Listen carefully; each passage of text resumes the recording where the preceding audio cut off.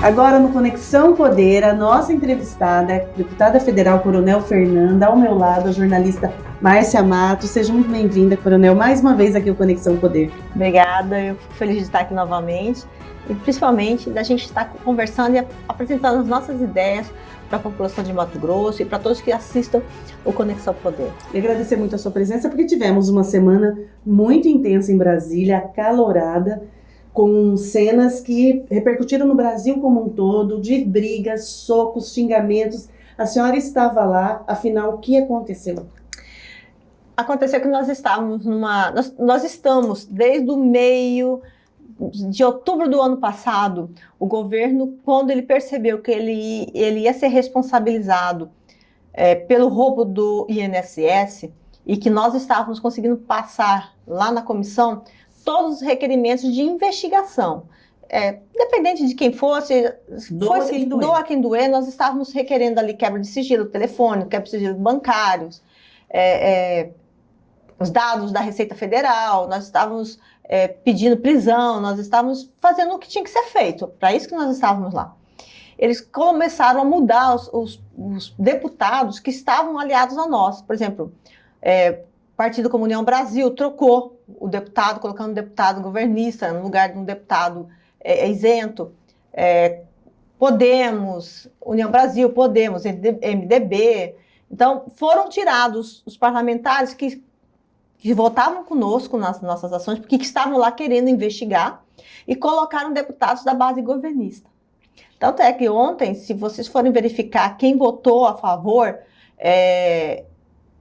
para blindar o filho do Lula, você vai ver lá deputados e senadores liderados pela cúpula do PT.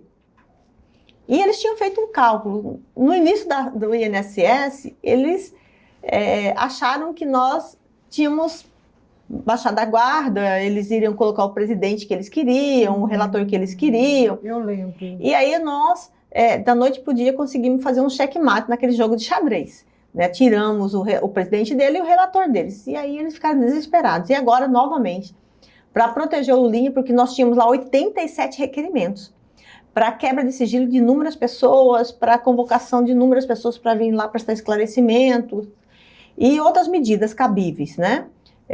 Solicitação de documentação, informações importantes.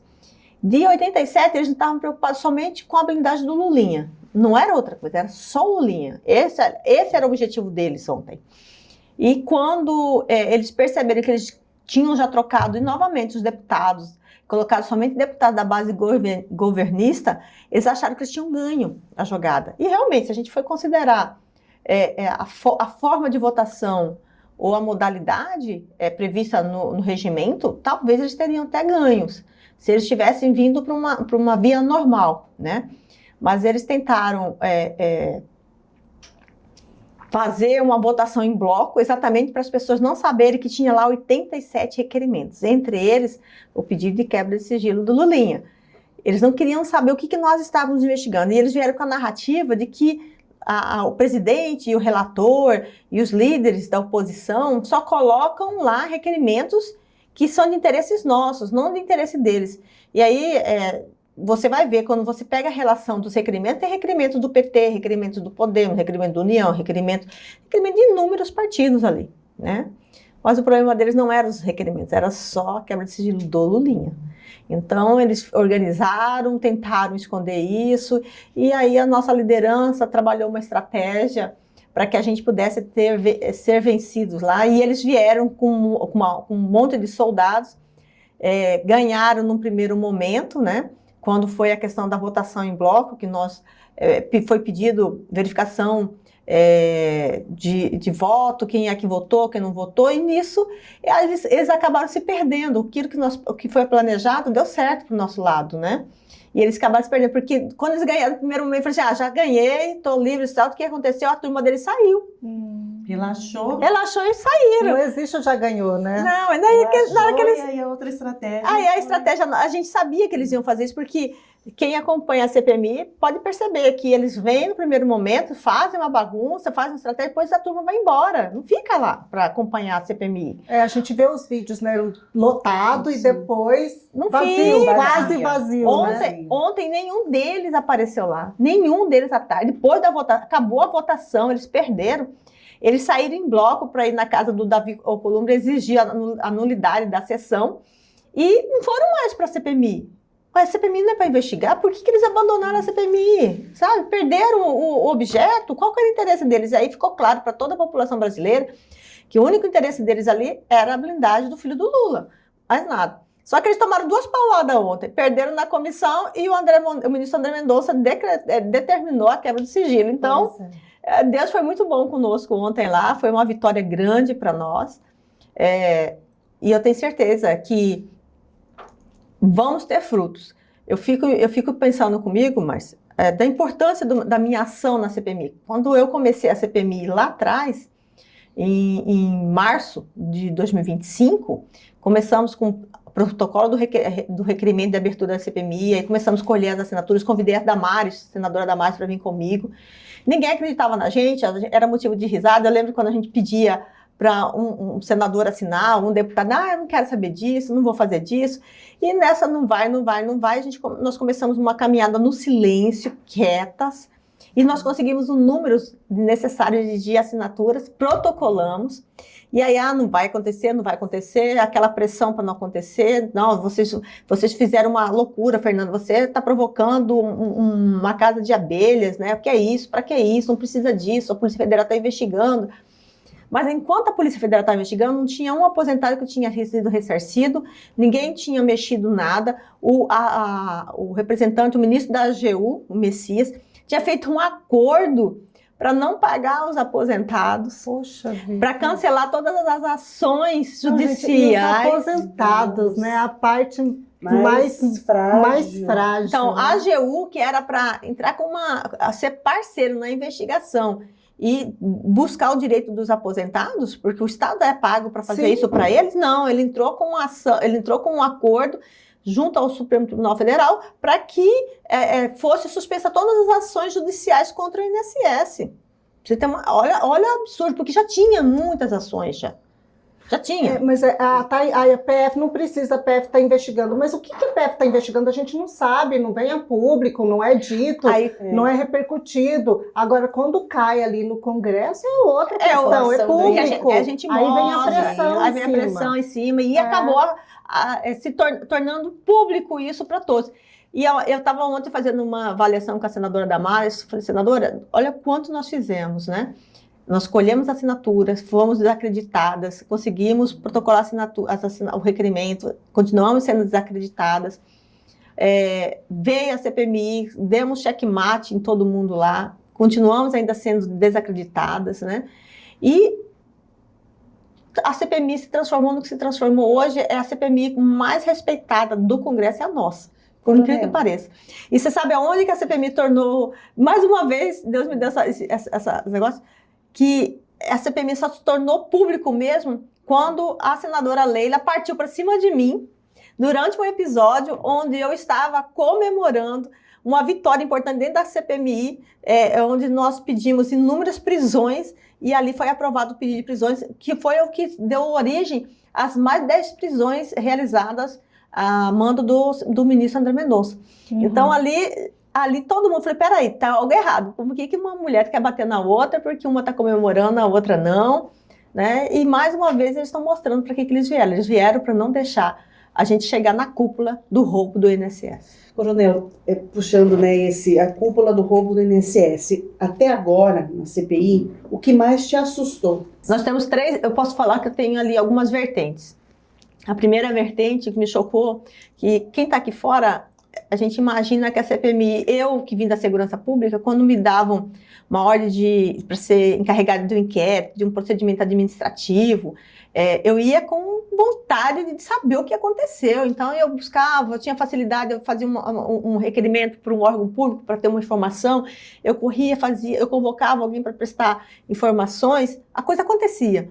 E lá na CPMI, não. Lá eu tenho que ficar brigando com outro grupo para poder fazer isso, para que as coisas aconteçam, e o outro grupo está brigando comigo para não deixar acontecer. Então, assim, eu imaginava que os políticos, eles estavam ali exatamente para atender a população, porque foi a população que elegeu eles. E não, tem grupo de político ali exclusivo para defender aqueles que estão cometendo alguma irregularidade. E não com objetivo comum. Qual que seria o objetivo comum? Olha, vamos investigar, doa quem doer, que se a minha turma errou, pau nele, se a minha turma não errou, tá tudo bem.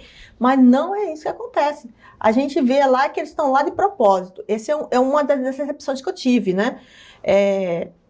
A segunda decepção que a gente vê, a morosidade, às vezes, das ações. A gente quer as coisas... Eu tenho um hábito de querer as coisas para ontem, e a gente ser decepcionado, porque tem todo um rito, tem toda uma questão... É interesse, não é interesse, tem que negociar para que as coisas andem.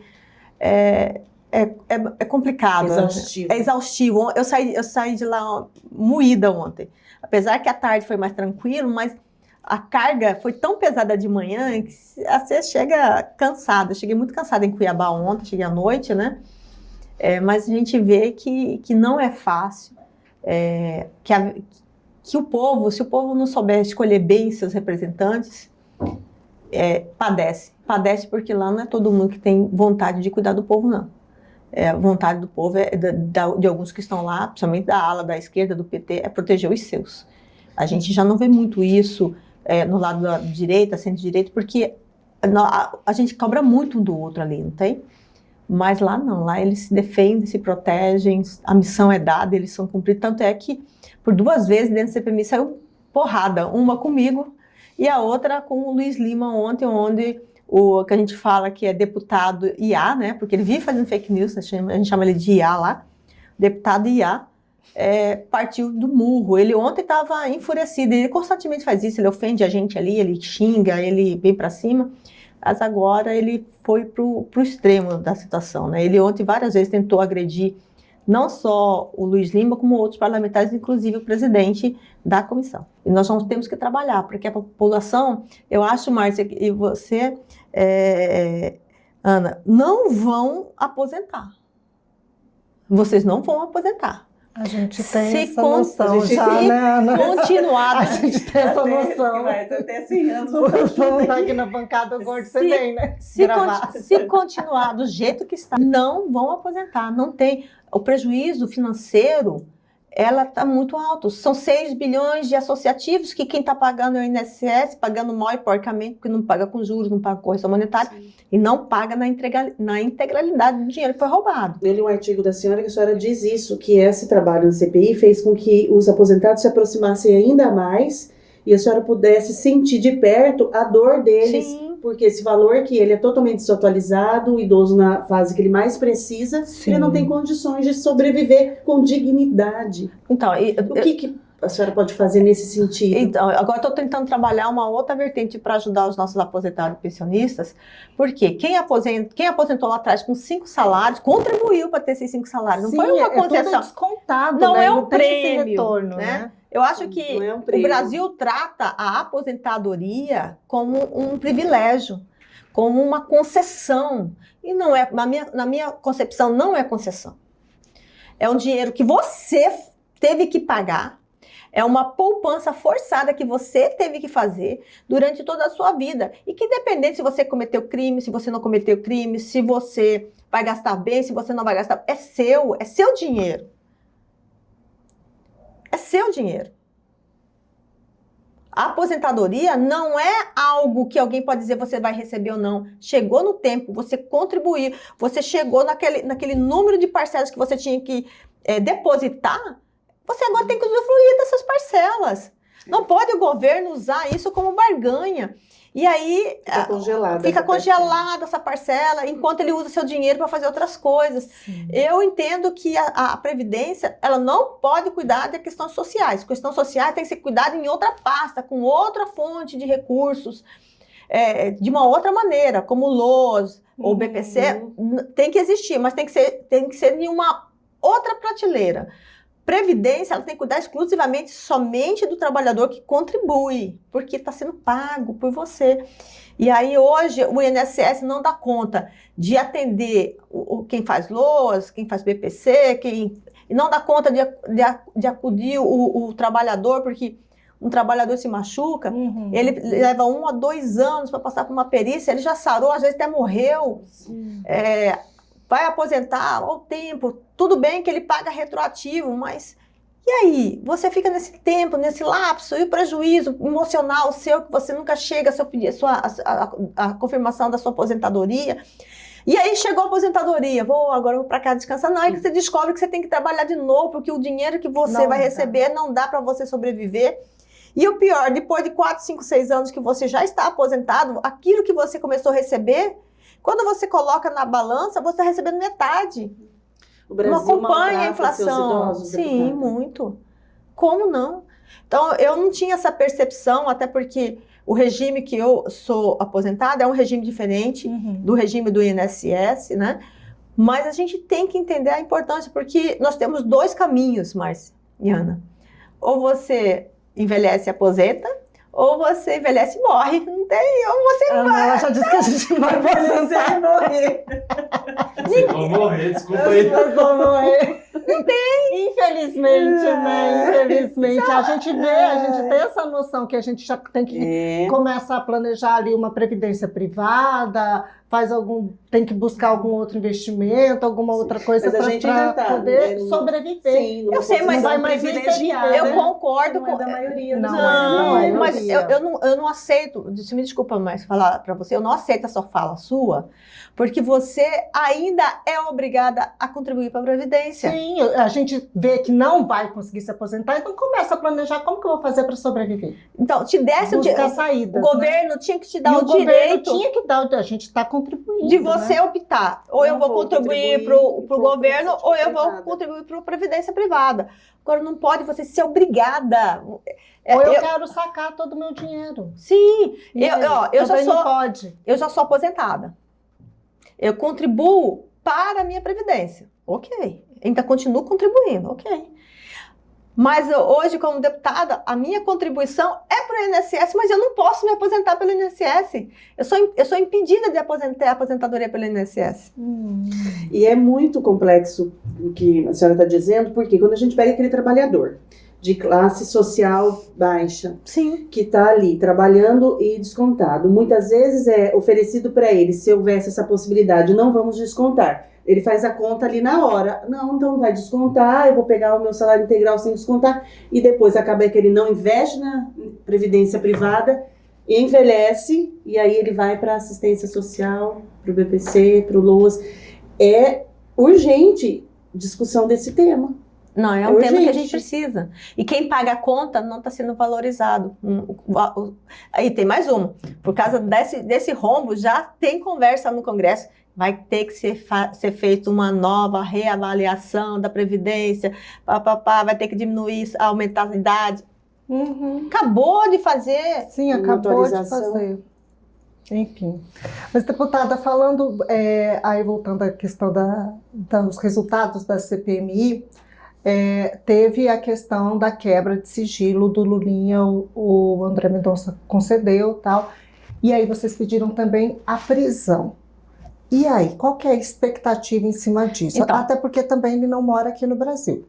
Não, a prisão, eu pedi a prisão dele, porque quando eu faço análise da cronologia, mostra que ele saiu do país depois que a CPMI foi instalada.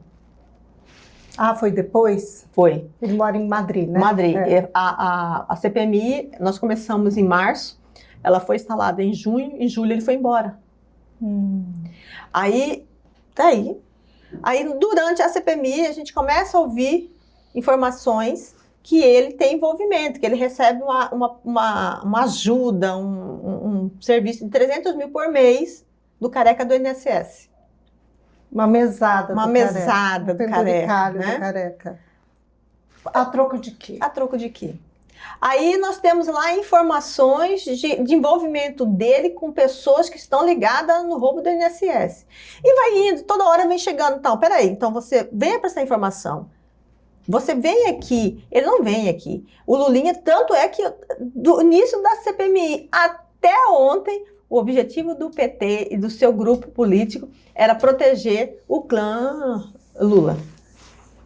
Então, ele vai ter que vir prestar declaração. Até porque nós temos lá uns laranjinha preso. Por que aquele mais humilde é preso, ou aquele que foi engabelado como laranja foi preso e o Lula não é? Peraí, ele tá envolvido? Mas, deputada, a senhora acredita mesmo, do fundo do seu coração, que vão conseguir, diante de toda essa blindagem que a senhora tem apresentado para a gente, chegar a essa possível prisão? Eu não sei se vai chegar a possível prisão ou não. Eu sei que eu tenho que fazer a minha parte. A minha parte como parlamentar é fazer os requerimentos necessários, que me cabem, que me são de direito, buscar para que esse requerimento ele entre em pauta, buscar para que ele seja aprovado. Então, nós vamos ter vários enfrentamentos lá dentro da comissão até que ela termine, mas a minha parte eu estou fazendo. O Vorcaro também não compareceu, né? Ele conseguiu uma forma ali, uma autorização de não comparecer e não compareceu, né? E ele está, digamos, aí no epicentro desse escândalo, né? O dono do Banco Master. A gente até comentou aqui, antes de começar a entrevista, como que uma instituição considerada pequena teria, né, tanto poder. Né? Eu fiz uma fala em relação ao Vorcaro, comparando ele muito ao Jeffrey Epstein, nome difícil, Epstein, né? Chique demais, Epstein, né? Mas quando a gente faz a comparação do modus operandi, são muito semelhantes, né? Quem era Jeffrey Epstein? Era um Zé Ninguém, que se aproximou de um bilionário. E esse bilionário, do dia para a noite, entregou toda a fortuna para o Epstein administrar. Em troca de quê? Por quê? E aí o Epstein começa a promover eventos onde modelos juvenis, menores de idade, são convidados a participar desses eventos com proposta. Ontem eu estava vendo uma entrevista de uma vítima, convidando elas para serem modelos internacionais, dando estrutura no primeiro momento e no segundo momento utilizando elas, forçando para que elas fossem meninas de programa. Muitas vezes sendo estupradas. Estupradas, né? Abusadas, colocadas em cenários horríveis, né? E num local, a gente vê mansões onde eram feitas orgias. Ilhas. E aí a gente vai pegar pro Vorcaro. Tudo muito secreto. Muito secreto. Aí a gente vai lá pro Vorcaro, as informações que nós temos, né? É um cara, filho de uma pessoa de estrutura média, financeiramente falando, de repente abre um banco. Esse banco, que é um banco medíocre, vamos dizer assim, mas começa a circular no meio político. Em troca de quê? Na alta cúpula. Na alta cúpula, não é no baixo que não é no baixo clero, no alto clero. Em todas as instâncias. Começa fazendo festas com orgias, em Trancoso. De repente ele tem aviões que levam autoridades para cima e para baixo, de forma sigilosa. Por quê? O que acontecia nessas festas? Quem eram as mulheres que estavam nessa festa? Quem era possível? Olha, a gente até colocou. Será que não eram menores para ter... Olha, o celular do Vorcaro era o cofre mais guardado. Por quê? Vocês já tiveram acesso a essas informações? A quebra o ministro André Mendonça deu uma ordem para que devolvesse para a CPMI os dados. A Polícia Federal já informou ao presidente da comissão que eles estão só fazendo separações de informações. Que tem a questão do Banco Master, que vai ser encaminhado para a CPMI, para outra CPMI, e as questões do INSS eles vão mandar para a gente, para não ter provas cruzadas. Mas essa questão de, digamos, festas secretas, orgias... Deve vir para a gente. Essas informações, vocês de alguma forma já sabem disso. Já. Agora a gente está aguardando vir esses documentos da Polícia Federal para a gente saber qual é o tamanho do poço. Isso com convidados, digamos assim, da alta cúpula. Sim, com a participação. De uma certa forma, está totalmente entrelaçado. E isso não tem vindo à tona, né? Não. É importante a deputada falar sobre isso, porque isso não tem vindo à tona. Até então, o que está sendo colocado é o escândalo financeiro.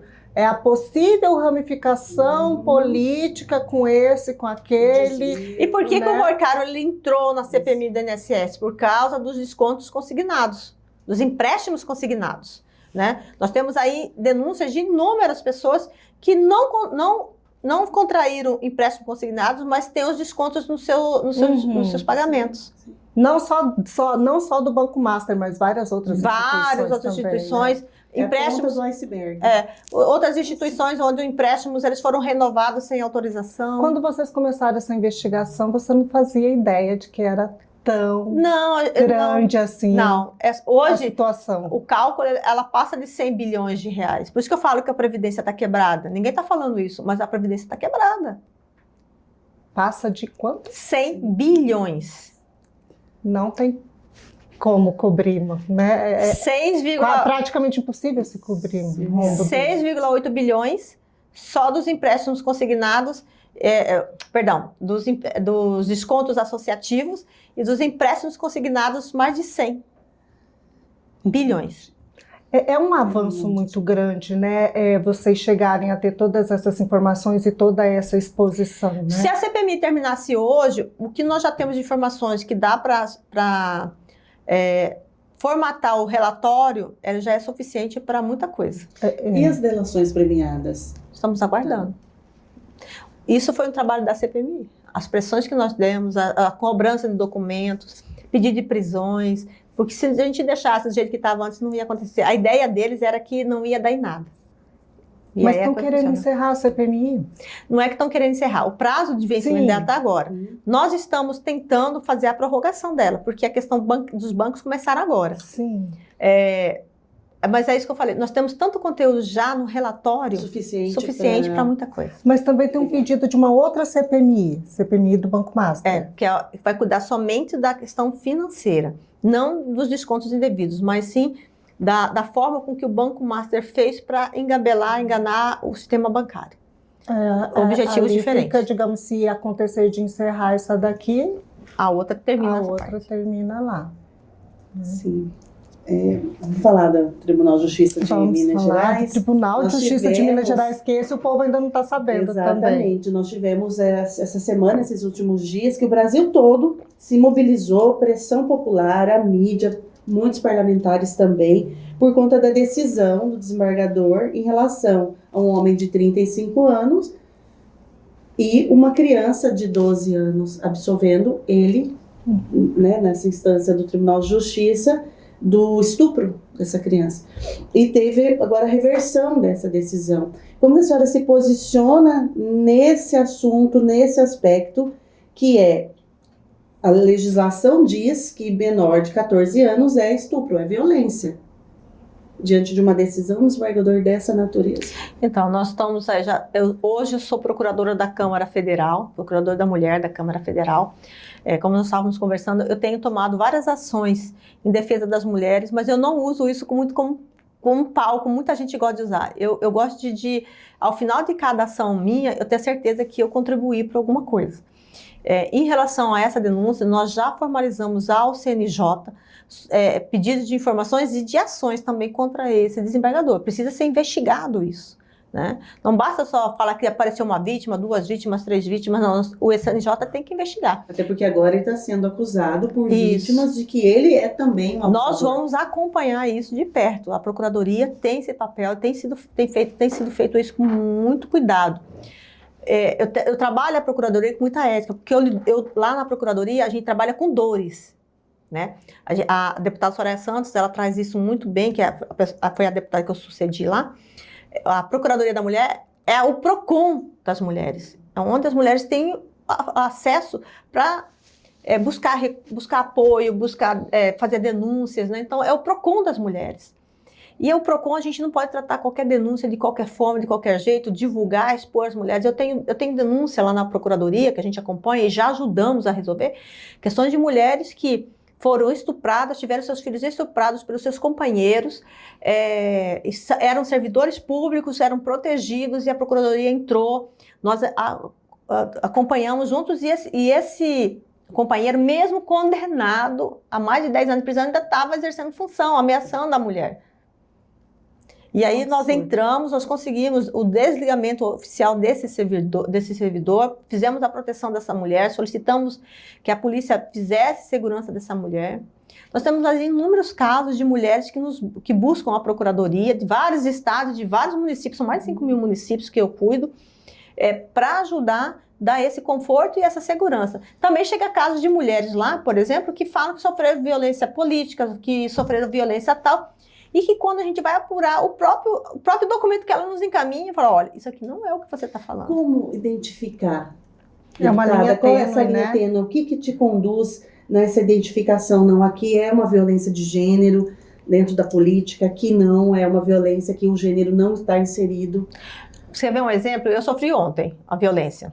As pessoas não olham muito para mim, acham que eu não sofro violência. Isso, o que eu pegar meu Instagram aqui é coisas absurdas, horrendas.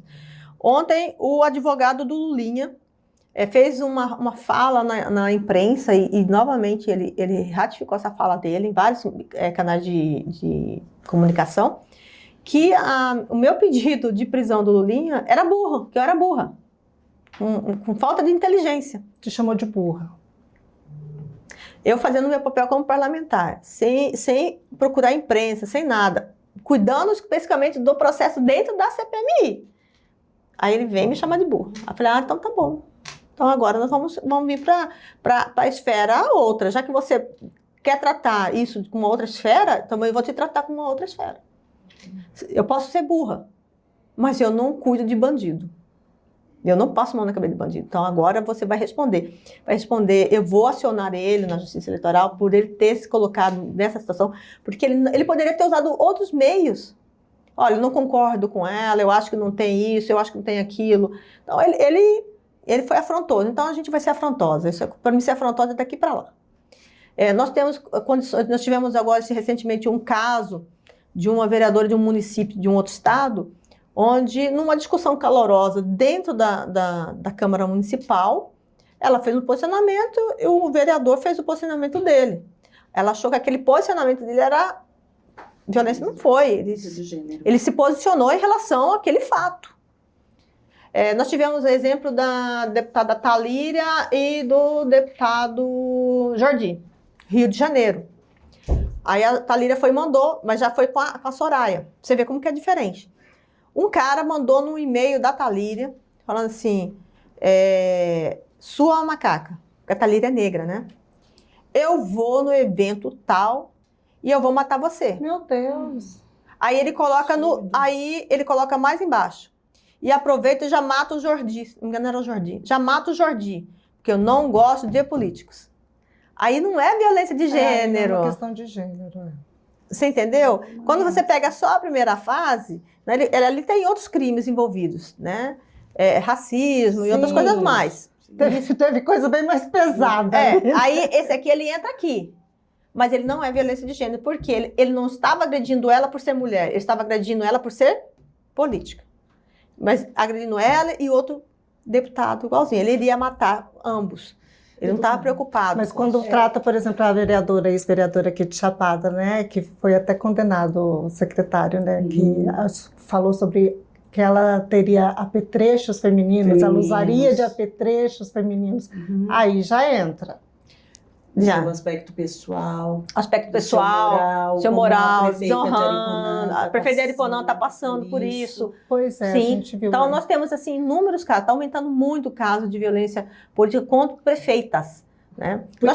Quer ver um exemplo bem claro? Deputada. Nós estamos com a prefeita de Várzea Grande. O que a prefeita a Flávia Moreira está sofrendo de violência política não está escrito.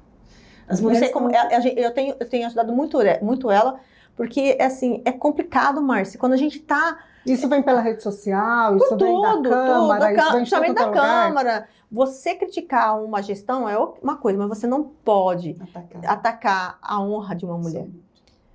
Na política, os homens, eles têm uma linha muito já previsível.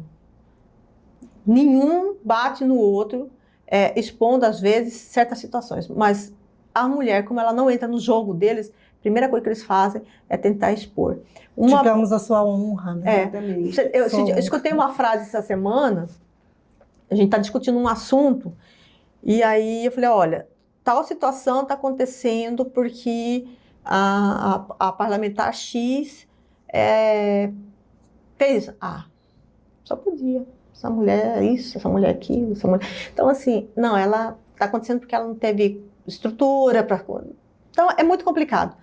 Mas a mulher, ela sofre principalmente na sua honra. Quanto mais as mulheres ocupam seus espaços de poder, mais a violência. Eu acho ruim essa palavra espaço de poder. Eu acho que esse é o maior problema. Esse é o maior problema nosso. Eu sou contra espaço de poder, empoderamento. Isso não resolve nada. São palavras de modismo. A mulher, ela não tem que ter espaço de poder, ela não tem que ser empoderada, ela tem que ser mulher, ela tem que estar onde ela quer, ela tem que trabalhar como ela quer, ela tem que fazer o que ela quer. Ela não precisa ser empoderada. Se eu fosse ser empoderada, quer dizer que eu preciso que alguém me diga o que eu vou fazer. Tá, mas as mulheres precisam estar mais em espaços de decisão, ocupando mais espaços públicos. Concordo. Acomoda, porque quando se fala poder é algo assim, muito... um objetivo. Eu só vou vir aqui ser poder. A mulher não entra na política por poder, a mulher entra na política por causas, por objetivos específicos, entendeu? Então eu não posso misturar essas coisas. A mulher, ela não é juíza porque ela quer poder, ela é o sonho da carreira da vida dela. Espaço de decisão. Espaço de decisão, eu acho. É mais adequado do que utilizar espaço de poder, porque a mulher, o que faz ela diferente é a decisão dela, é a capacidade dela de tomar decisão, dela saber como ela se posiciona, é posicionamento. Não é poder. Então, esse termo poder... empoderadas para a senhora não é um termo que reflete que a mulher realmente precisa. Porque quando eu falo que você é empoderada, você está esperando isso de mim para você fazer alguma coisa. Eu não preciso. Isso uma mulher bonita nasceu de você. A sua beleza é sua. A sua capacidade de estar numa tribuna é sua. Né? Não é minha, eu não preciso te empoderar. Você não precisa ser empoderada. A mulher tem que ser Não, a mulher não tem que ser a mulher é. E nós, quando aceitamos essa fala, esse modismo, nós estamos dando a validação para o outro. A validação pro outro. E a nossa identidade para que o outro diga quem somos. Deputada, muitas pessoas, na sua opinião, muitos políticos utilizam a causa da mulher sem necessariamente ter, de fato, o comprometimento com o que vai modificar a vida da mulher, desde aquela que mora numa periferia, numa cidade do interior, as mulheres estão enfrentando outras batalhas em outros centros. Muitas pessoas utilizam isso para voto sem necessariamente estar de fato comprometido? Existem. Eu tive um colega de parlamento que surgiu um tema lá sobre a questão de não se ter mais vagas específicas para as mulheres militares. Porque, por exemplo, Mato Grosso, a polícia militar, o bombeiro militar só pode incluir 20% das vagas existentes para mulheres em concurso público. Isso aí é desde quando... Quando eu entrei era 10%, agora é 20%. Uma garantia, né? 20% tem que ser... Não, a garantia não, é específico. Específico, então, uma reserva. Isso aí. Reserva, não pode passar disso, não pode ter 21, é 20. Não pode ter 20,5, é 20. Tá? E aí houve essa discussão no Congresso, inclusive surgiu dentro da Comissão da Mulher, estava na época lá, houve uma ação, várias deputadas juntaram para definir essa situação e houve entendimento do STF para que não houvesse mais essa limitação de vagas. Então as mulheres elas vão entrar no concurso, o próximo concurso que vai ter agora é livre. Se ela passou, passou. Se ela não passou... Igualdade. Igualdade de condições. E aí a pessoa, mas... Fernanda, você não acha um abuso isso? Aí a mulher isso, a mulher aquilo. Eu falei assim, engraçado, na frente das mulheres você fala bem. Agora aqui você quer que eu vote contra ela? Você tá maluco? Eu sou a primeira a votar a favor. Outra situação foi... Já pensou se você vota contra? Não, mas você vê... Que ideia, ela é policial. Não, querendo me convencer. Você quer ver outra que eu sofri lá? Eu fui relatora do projeto que criminaliza o assédio sexual dentro das instituições. Menina do céu. Não, Fernanda, olha que absurdo, você colocou a pena aqui de 4... Falei, vem cá, vocês leram bem o meu projeto? Eu fui dentro do quartel. Eu sei a realidade que a mulher sofre lá. E não só é mais a mulher, porque hoje também tem assédio para com os homens. Quem cometer assédio sexual no quartel, seja para homem, para mulher, claro que as mulheres são muito mais assediadas, a pena tem que ser ruim mesmo. Tem que ser, mas o civil não tem essa pena. Eu falei, não quero nem saber do civil. Eu estou falando de protegendo a mulher dentro de 4 paredes, dentro de um muro, de 4 muros, né? Dos muros institucionais militares, que é onde a mulher sofre muito, porque na esfera civil já tem isso, mas nas esferas militares não tinham isso. Então, não aceita. Mas não vou diminuir nada. E se vocês querem me encher no saco, eu vou aumentar a pena. Sou relatora e vai ser aprovado. Se eu sou relatora, eu aumento isso daqui. Aí o pessoal fala assim, isso, Cora, não tem conversa não. Sim, senhora. Então, assim, você vê que eles tentam sempre... Tentam. Mas vai ficar só defendendo as mulheres? Não, eu tenho que defender. Entrou uma pauta, foi aprovado ontem um requerimento de urgência. É um projeto que foi trabalhado, e sou apaixonada por esse projeto, que é a prevenção do estupro, né? É o protocolo, né, das ações de estupro. Então, a mulher hoje, se você sofrer um estupro, você não sabe a quem recorrer, qual é o procedimento que você vai ser submetida. Com esse protocolo, não. Tem a regra, o que você tem que fazer, qual é como todo, tem prazo. A mulher, ela tem que fazer o boletim de ocorrência, da boletim de ocorrência. Em cada lugar ocorre de um jeito, né? Na unidade de saúde. Isso, ela faz o boletim de ocorrência. A perícia médica tem um prazo lá de 48 horas para entregar o laudo, ou 24 horas para entregar o laudo na mão do delegado, que já vai para a audiência de custódia com o laudo na mão, para o cara já sai preso de lá. Ou ele sai preso ou ele sai solto. Como ele vai sair solto? Se o laudo é negativo. Porque eu também já atendi casos que mulheres acusaram os homens de estupro e chegou, não era uma vingança afetiva. Ou a mulher ela se envolveu com uma pessoa e aí um ex-namorado descobriu, ou o namorado descobriu, aí para falar que ela não tinha traído. Por isso a necessidade de rapidez, aí, de agilidade, ela tem que ter, não tem como. E também nós temos inúmeros casos que são muito maiores do que esse fato que eu te dei um exemplo, era que a mulher sofreu o estupro, ela já passa toda a dor do estupro, aí ainda vai ser colocado, será que houve estupro? Não houve? Aquela mulher, por isso que tem que ter logo esse laudo, já vai logo. Vai o laudo, não tem conversa, e o cara não fica solto não, dali ele já sai preso.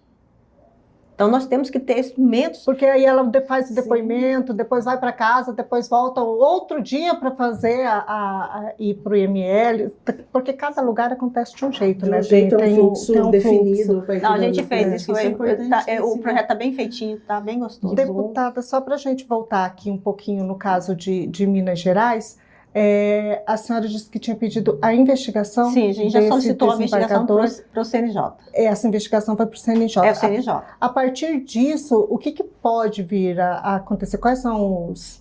Aí o CNJ deve abrir um processo administrativo interno para verificar essas situações, ou verificar se houve ou não houve erro. Nós também estamos encaminhando já um pedido também para o Tribunal de Justiça do Estado de Minas. Nós tivemos um caso... Porque ele tem denúncias, né? Acusações de abuso, nós tivemos né? Aí não fica mais só a questão da decisão dele, né? A coisa é muito maior. Muito maior. Mas assim, tudo tem que ser averiguado. Nós tivemos um caso de uma mulher que sofreu agressão e estupro num estado do Nordeste. E esse processo chegou para mim, essa denúncia chegou para mim. E eu notifiquei o Estado e o Tribunal de Justiça abriu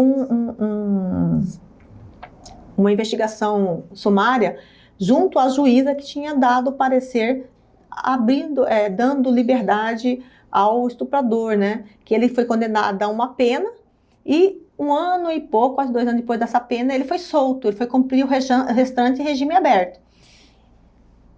Aí a vítima ficou naquele desespero, olha, mas como que ele vai agora em regime aberto, 2 anos? E veio para mim toda a documentação dessa situação. A juíza se explicou, justificou o voto dela, e aí a gente faz a verificação realmente se tem cabimento ou não, e tinha cabimento, que a pena aplicada a ele, dava para ele essa remissão, porque ele já tinha cumprido um número X de tempo, ele tinha bom comportamento, ele tinha isso, aquilo, então ela não poderia segurar mais ele do jeito que ele estava, né? que com isso a gente aprendeu dentro da Procuradoria? Chamamos outras deputadas e aí foi construído um novo projeto de lei aumentando a pena para aquele tipo de crime, porque aí ele não iria sair tão cedo da cadeia. Então, isso é uma ação da Procuradoria. O que vai acontecer no mesmo caso, a gente acompanha, o CNJ encaminha, nós temos uma parceria muito grande com o CNJ, com a Procuradoria-Geral da República e outros órgãos de fiscalização, a gente encaminha para eles, solicita deles a investigação, eles acompanham e depois vem o retorno para a gente das informações. Falar um pouquinho de eleição? Vamos falar de política, né? Pelo amor de Deus. A senhora é pré-candidata, deputada? Pré-candidata à reeleição. Já se destacando nas pesquisas, as pesquisas que a gente tem, né, tido acesso, te colocam numa posição de liderança. Como a senhora recebe esses números? Eu estou desde outubro do ano passado recebendo esses números, já estou acompanhando. Mas o mais importante para mim não é isso, é o reconhecimento da população do trabalho que a gente está fazendo e vamos continuar fazendo, né? Esse vai ser um ano bem exaustivo, vou ter que conseguir fazer um intercâmbio, porque ano passado eu quase não consegui ficar no Mato Grosso por causa da CPMI, que foi muito intensa, e trabalhar Mato Grosso e trabalhar Brasília e cumprir com todas as minhas obrigações junto à Câmara Federal e ao povo de Mato Grosso. Eu estou feliz por isso, porque eu sou mulher, é por isso que eu falo que eu não gosto da palavra empoderamento, você tem que fazer e provar. Uma mulher que até esses dias atrás era uma improvável, hoje é a liderança de reconhecimento dentro do estado de Mato Grosso. Ano passado eu recebi o prêmio da melhor parlamentar do estado de Mato Grosso, né? Nós estamos aí fazendo lutas importantes que outra hora ninguém fazia, mas tudo com muita ética, com muito cuidado. Eu não gosto de expor ninguém, eu não gosto. Para me expor alguém é só se eu fui muito provocada e eu tive que tomar aquele posicionamento. Senão, eu prefiro eu gosto das coisas acontecendo lá na ponta. Eu gosto que as coisas sejam vistas depois do resultado final. Eu não gosto de colocar suposições. Então, o meu trabalho ele é muito, muito cauteloso, né? Muito respeitoso. Para mim, faltar o respeito com alguém é só se realmente algo foi além do limite, porque todo mundo tem um limite, eu também tenho. Mas o meu trabalho ele segue com muita ética. E a sua avaliação do Wellington em Mato Grosso, que também se posiciona muito bem nas pesquisas. Ontem foi quinta? Ontem foi quinta. Quarta-feira nós tivemos um jantar com o nosso pré-candidato a presidente da República, o Flávio Bolsonaro, o Wellington, né? Nós estivemos conversando com ele sobre as estratégias para Mato Grosso, assim que começar a questão eleitoral de fato, né? E assim, eu fiquei até surpresa quando o Flávio falou assim, Fernanda, você está bem cotada lá no estado, você é a primeira colocada, a gente está acompanhando você. Então, assim, ele está acompanhando quem são os parlamentares que estão trabalhando dentro de cada estado, né? Está sendo feita a composição nível nacional. E aqui, a composição em relação ao senador Wellington Fagundes, que está trabalhando e está sendo bem reconhecido pelo estado de Mato Grosso, está liderando também, já tem algum tempo que a gente está acompanhando as pesquisas, ele está liderando a pesquisa eleitoral, e eu fico feliz com isso, porque quem ganha é Mato Grosso. Se a gente consegue, por exemplo, eleger o presidente da República, o governo do estado alinhado, o senador alinhado e os parlamentares, no caso, federais alinhados, quem ganha é o estado. Deputada, aproveitando aí, falando um pouco desses bastidores, né? A senhora falou que teve um jantar aí com o Wellington, com o Flávio Bolsonaro. A gente até noticiou aqui também que num outro encontro, não esse outro encontro que o Flávio esteve com outras lideranças, outros políticos aí do PL, tinha uma anotação dele ali, a senhora sabe da tal... Eu estava nessa reunião também. Estava nessa reunião também? Foi a maior reunião da bancada do PL. Que ele colocou, estava escrito ali, né, que a Janaína seria candidata de qualquer jeito. E aí a discussão é que qualquer jeito é esse? De qualquer jeito essa mulher vai ao Senado, ou essa mulher vai ter que ir de qualquer jeito em qualquer outro cargo, essa mulher vai se aliar, Janaína vai se aliar com o PL, porque tem se discutido até de Janaína vir para o PL, tem se discutido que Janaína vai ser vice do Pivetta. Ficou, e chamou Vice de muita Jaime atenção, saiu né? também, O do fato Guri. dele colocar na anotação ali, porque ela não é do PL, né? Ela é do MDB, né? Apesar de ter toda essa Presidente, ligação familiar com o Wellington, né? É assim, eu tenho o entendimento, primeiro, que eu tenho que perguntar para ele o que ele quis dizer com aquilo lá. Aquela anotação dele, eu não sei como que ele escreveu, mas não vou entrar nesse mérito das anotações dele. Mas eu vou entrar no mérito da composição partidária. Para se ganhar, a gente precisa de voto e precisa de apoio político, né? Quando começar o jogo mesmo, para valer em agosto, nós temos que saber como é que nós vamos compor. Se a gente for considerar a composição pelo fato de estar alinhado com o governo, o PL não pode alinhar com ninguém. Nem com republicanos. O republicano é base do governo. Não podemos com Podemos, é base do governo. Não podemos com o MDB, que é base do governo. Não podemos com União Brasil, é base do governo. Então, assim, a gente tem que olhar o que vai trazer benefício para o projeto nacional. Cada estado tem uma realidade, tem personalidades, Sim. Entendeu? Então, a gente não tem que olhar... claro que eu não vou me alinhar à esquerda, esquece a esquerda, mas eu tenho que ter o maior número de partidos alinhados ao projeto nacional. Então, todas essas discussões elas ainda não estão afinadas, digamos assim. Elas estão se afinando e não tem como dispensar essas lideranças. Não dá, porque são lideranças, são importantes para o projeto principal, o projeto nacional, o projeto estadual, as majoritárias, e a gente tem que entender o jogo. O que vai ser mais benéfico para que a gente possa eleger o nosso presidente da República? Então, esse é um questionamento que está sendo feito, e eu tenho certeza que o presidente do PL estadual, junto com o presidente Valdemar, vai ter sabedoria de saber decidir, junto com o Hélio Fagundes, porque o que está em jogo chama-se a majoritária, e nós precisamos vencer a majoritária. Doa quem doer, a gente vai ter que unir a quem for necessário, porque cada estado tem uma realidade, cada estado sabe quem é o jogador daquele partido, e que nós temos que... Não cabe todo mundo no PL. Mas por que não vem para o PL? Não cabe todo mundo no PL. Não tem como o PL receber todos os candidatos. Nós temos que fazer composições com vários partidos. Não vai dar para abraçar digamos, cada um abraçar a sua vaidade. Não tem que ter vaidade. Não tem que olhar para o seu umbigo. Nós temos que olhar para um projeto. Voto não se brinca. Voto é voto, e para você ganhar, você tem que ter o maior número de votos. O governador de Minas, o Romeu Zema, esteve aqui na bancada conosco e ele disse que uma estratégia para nacional seria vários candidatos de direita como ele, né, seria um pré-candidato, e Flávio agora, enfim, no PL, para que dividisse esses votos e depois quem tivesse mais força e fosse para o segundo turno se unissem em prol deste nome. Como que você avalia essa estratégia? Eu acho que não é uma estratégia correta, porque você não vê a esquerda solicitar candidatos da presidência da esquerda, depois quem for mais votado, não. Eles têm um único candidato. E eles vão trabalhar para eleger aquele único candidato. Porque muitas vezes o voto não se transfere. Não. Então, eu acredito que o Zema é um nome bom para ser o vice do Flávio, a senadora Tereza Cristina é um nome bom para ser vice do Flávio.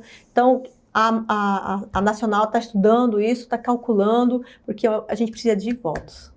Uhum. Nós temos um projeto, e o projeto é a eleição da majoritária nacional. Esse ano vai ser animado, né, Ana? Ela já falou aí a partir de agosto que começa a funilar. Se agora está assim, você imagina. Tem muita entrevista para fazer e tem manifestação fim de semana. Dia 1º, às 16 horas, na Praça do Chupão, vai ser aqui em Cuiabá. Vários municípios no estado de Mato Grosso estarão fazendo o Acorda Brasil. E os primeiros movimentos de rua que nós vamos iniciar aqui no estado de Mato Grosso, e convido todos para estarem conosco. Quando você diz movimento de rua, a praça, vai ter movimentação, caminhada? A organização aqui está sendo feito lá no partido e para algumas pessoas, né? Eu faço parte, mas a princípio nós vamos nos reunir todos na Praça do Chopin. Esse vai ser o primeiro movimento desse ano. É o primeiro ano desse ano. Aqui não é no estado. Uhum. É que está sendo tão rápido na minha cabeça, eu acho que o ano já está no meio do ano. Puxado.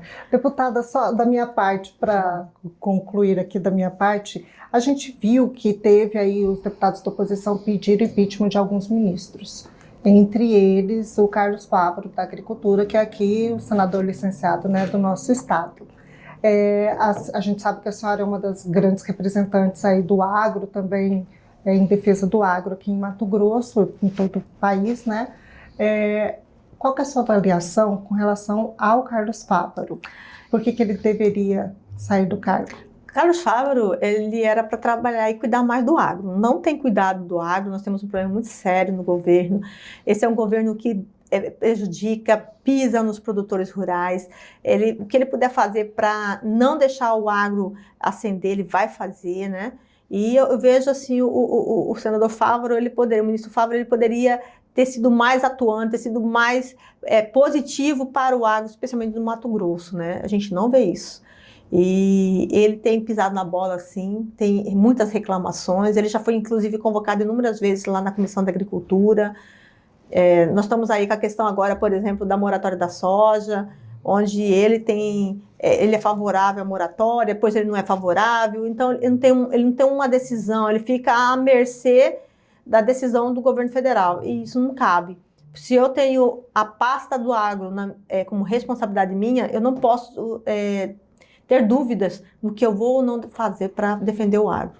E aí vem a Coronel Fernanda e defende o agro 100%. E eu não sou do setor propriamente, sim, né? Eu não sou produtora rural, mas eu entendo que se eu não defender o produtor rural, eu vou prejudicar o estado de Mato Grosso, porque quem mais contribui financeiramente através de pagamento de impostos hoje é o agro. Satisfeita, Ana? A gente falaria mais uma hora, mas aí o gordo está ali fazendo assim. E eu estou aqui recebendo. Ele aponta para o assessor ali, a gente fala, eu sei, só mais uma. O assessor, eu nem olho para o assessor assim, só para ela, para a gente continuar. E eu estou aqui. Mas fica o convite, deputada, para que a senhora volte outras vezes, porque a agenda é muito intensa e são assuntos tão pertinentes e importantes para o Mato Grossense, para que a gente, de fato, saiba o que o representante do Estado como está atuando em Brasília, porque muitas vezes a população não consegue acompanhar mais de perto o vereador, o prefeito, até mesmo o deputado estadual, mas quando o nosso parlamentar está em outra esfera... É mais difícil esse contato. Essas entrevistas são muito importantes. Pra você ver, eu saí da minha casa aqui em Mato Grosso domingo à tarde, fiquei domingo, segunda, terça, quarta, quinta-feira, às 8h30 da noite, eu já estava no aeroporto para estar aqui, cheguei 11 horas da noite aqui, fui chegar na minha casa, já eram 11h20, 11h30 da noite. Eu tenho hoje, amanhã, sábado, domingo, 4 horas da tarde, eu saio do evento, já vou para outra cidade. Então, assim, a nossa vida é muito intensa, o nosso prazo é muito curto, né, para quem está em Brasília. Porque nós temos as obrigações lá que não podemos faltar, mas também temos obrigações aqui que temos que estar presentes. Então, não é fácil essa vida, mas o que mais me alegra são os resultados que eu alcanço. Quando eu ajudo uma pessoa, às vezes numa ação simples, ou mesmo quando eu ajudo um município com recursos de uma emenda que vai ajudar na saúde, vai ajudar num projeto social, e principalmente na defesa das leis que vai atingir a toda a população. Então, eu estou muito feliz, eu achei que eu ia ter muitas dificuldades, foi um ano de muito aprendizado, estou aprendendo ainda. Mas, como eu falei, eu não gosto dessa palavra empoderada, porque eu acho que cada uma de nós tem uma essência, tem uma força interna, e essa força interna que move mulheres dia e noite para fazer o seu melhor. Então, quando eu vejo o resultado de pesquisas dizendo que eu sou mais bem avaliada, tenho maior número de intenção nas eleições de 2026, eu fico feliz porque eu vejo que, através de mim, muitas mulheres conseguem perceber que a força interior que faz a mudança na vida delas e que faz com que as coisas que estão ao redor dela também sejam mudadas ou perpetuadas por aquilo que ela faz de bom para todo mundo. Então, as mulheres são essenciais. Em Mato Grosso, tem mais de 50% da população de mulheres. Nós temos que cuidar das mulheres. Às vezes, as ações nossas não são diretamente ligadas ao tema mulher, mas não adianta eu falar que eu quero a mulher tomando uma água, uma xícara bonita, se a água que está dentro dela não é pura. Então, nós temos que trabalhar para dar condições para que a mulher tenha acesso ao saneamento básico, à saúde pública, à educação dos seus filhos, a uma moradia, uma rua asfaltada, que ela possa fazer cursos, que ela possa... Então, eu prefiro trabalhar nessa vertente do que ficar só na falácia de que mulher tem que ser tratada como cristal. Nós não somos cristais, nós somos brilhantes. e brilhantes são fortes e são duradouros. Por isso que as mulheres não são empoderadas, elas são essenciais, elas têm uma força que ninguém tem. Nós temos 360 graus para olhar para todos os lados e entender qual é a nossa posição. Coronel Fernanda, a nossa entrevistada de hoje.